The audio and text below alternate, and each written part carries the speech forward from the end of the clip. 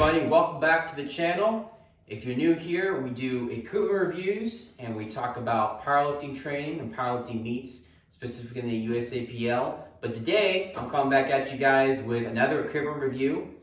I did one last week, if you haven't checked that one out, of the top 5 things you should be looking for if you're building a home gym here in 2021. And one of those items was cardio. And today we're gonna get into what I have for my gym for cardio, the Rogue Echo Bike. And we're gonna get into some pros and cons, why I decided to get it, and whether or not I recommend you guys add this to your home gym. Spoiler alert, I'm making a video on it, so odds are pretty good that I recommend it for you guys. But let's get into that. If you're new here, smash the subscribe button down below, hit that like button, and follow us for more gym review content and powerlifting training. All right, so when I was thinking about getting the Rogue Echo Bike, you gotta think about who this is for, right? And for me, for my purposes, I wanted to get it for 2 things. Number 1, for warming up, and for high intensity interval training, HIIT training. In powerlifting, it's a joke that in powerlifting you wouldn't be doing a whole lot of cardio. It's not built into your program maybe as much as for CrossFit or for maybe general kinds of training. Powerlifters tend to be bigger, or at least fat, hopefully not too fat, but cardio doesn't play into it as much. So I wanted it primarily for warming up, and it does that job fantastically. I'll talk about the screen here in a little bit, but one of the best things it does is how easy it is to jump on and just warm up for 5 minutes. It's also built there's intervals built into the screen where you can set it up for 4 minutes, 8 minutes, these intervals, these 20 seconds of work, 10 seconds of rest, and you can do a 4-minute interval and you're ready to go. You're ready to go into your stretches if you want to do that, or you go straight into your primary workout, and it does that job fantastically well. So I've had this bike for about 6 months now, and on that front, on just warming up, I use every single day for that, and it does that job very well. One of the things I've mentioned in my previous videos is for gym equipment in a home gym, you want to get the most bang for your buck. You don't want to spend your hard-earned Benjamins on stuff that you're not going to use all the time, or at least can use consistently. You don't want to spend $600-700 on a piece of equipment that you don't end up using. It just sits in the corner and collects dust. So that's not the case for this guy. The second one is for HIIT training, and that's what this bike is built for. It's not for somebody. It's definitely not for like a competitive cyclist or anything like that, who I'm sure they know way better than me the specific bikes that you would want there. Thousands of dollars you spend on those guys. But this is built for high intensity interval training. They use them at the CrossFit Games. Rogue is a big sponsor, part of that.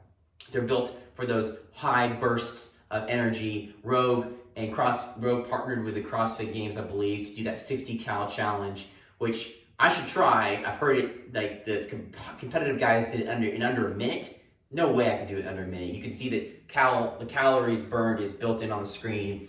But it's built for that. It's not built for you to kind of sit back and just relax. And you might see at Planet Fitness where you're kind of sitting back and you're just pedaling with just your feet. No. This is a much harder workout, and it will kick your butt kind of from the get-go. Honestly, if you can see here, like it'll get going right away, but you have to really keep. You can't really do it very well like when you're not on the bike. But you jump on, it kicks your butt from the very beginning of the workout. So for those 2 purposes, for high-intensity interval training, which is what it's built for, and for warming up before powerlifting training, which is what I use it for, it's accomplished those things well. So I love that kind of going forward. So let's talk about some of the pros. The pro number 1 is, which is best for a home gym, is how easy this is to use and just jump on and use.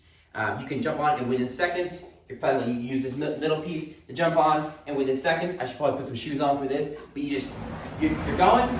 Timer starts, and you're off and running. It's starting to burn calories, starting to burn time, and you're just going, and before too long, you're gonna be panting a little bit. So it's incredibly easy to use for a warm-up and for getting started. There's no, it's maybe not a Peloton bike where there's a whole program where you have to sign into. There's no membership included for this guy. You just jump on, the screen is really easy to use, and you're going, even if you just, all you do is warming up. So the second thing that I really like about it is how stable it is.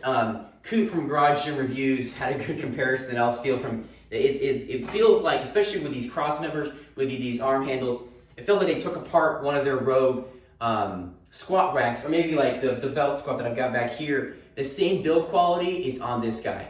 I'll show a clip here of me pedaling all out, and you'll see there's not really much wobble, and there's not really much noise. That's another, I'll throw that in the pro there as well. Even you're pedaling all out, the way this belt is designed, it's a belt, it's a fan belt, and it'll put out a little bit of noise, but not nearly as much as a chain system like your Aerodynes, your Schwinn bikes.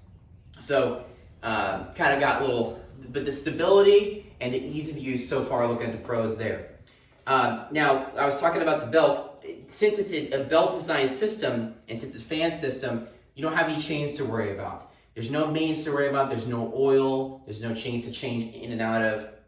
I've had this for a little over 6 months now, haven't had to do any upkeep on it at all, and don't expect to have to do any upkeep. That's one of the things I liked about it when I was researching this piece of equipment, was just, once you put it together, which took about an hour or so, it came in one big piece of cardboard, one big box, and it took about an hour and a half to put together, and it just works. It's like Rogue, it might be a little more expensive, they're known as one of the leaders in the home gym space, and you kind of get what you pay for. There's quality you get when you pay their little higher price tag, but their stuff just works, and you find yourself using it day in, day out. Now, this next one is kind of a pro and a con together, because we're talking about the seat here on the bike, which of course is where you'll have contact with the bike, so your butt's gonna sit. Now, the pro here is the fact that it's actually quite a comfortable seat. It's well padded. You can tell that the stitching is really nice. It's well padded. It's not uncomfortable.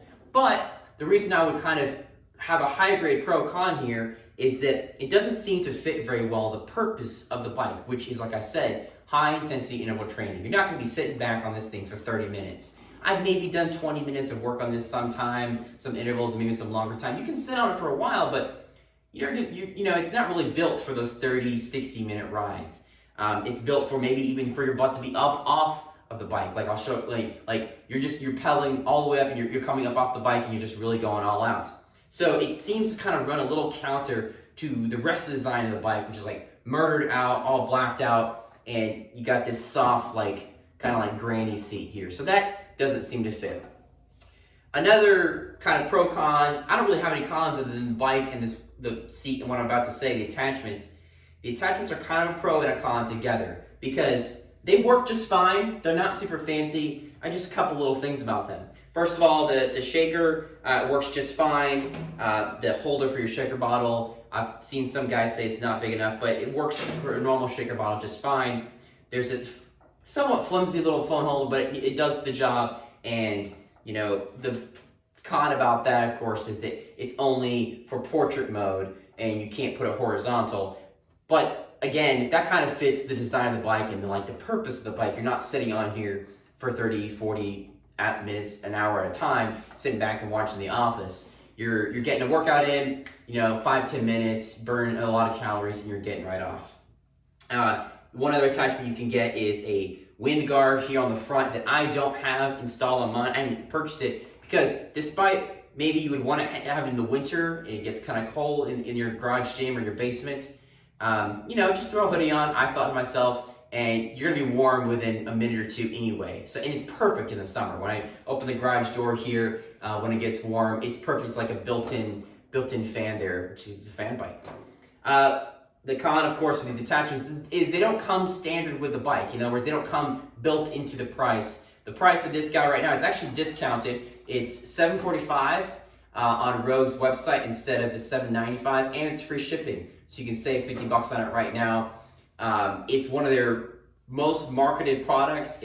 You can usually see it close to the front of their website with their very homepage when you log in. So they clearly do a lot of traffic in these guys. So it benefits them to shave $50 off, but you can't get it free. But that $745 does not include the price of these little attachments. They're like each $5-6 a pop. You probably be benefited to wait till Rogue's Black Friday shipping deal and throw it in. You get some of these shipping deals if you get 3 or 4 or 5 items or more. But they accomplish the job. Let's talk about the screen really quickly. There's a lot of cool options, despite the fact that it at first glance looks kind of basic. You know, it's not like a super high def LED screen, but you know, it's really easy to use. It's built in with the whole concept and purpose of the bike. You have some quick interval buttons that no extra buttons. You just click the interval, 20 seconds of work, 10 seconds of rest, or vice versa. You're off and going, click start. You can set custom intervals, which is cool. Target time, target distance, target calories. You do have to have a heart monitor kind of that would have to link up with this. So, you know, if you have a Fitbit like I do or an Apple Watch, that's probably the best way for you.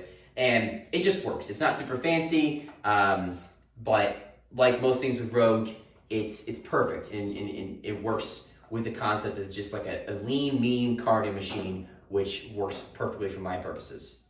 Okay, and rounding out the video with the number one most important thing is the price.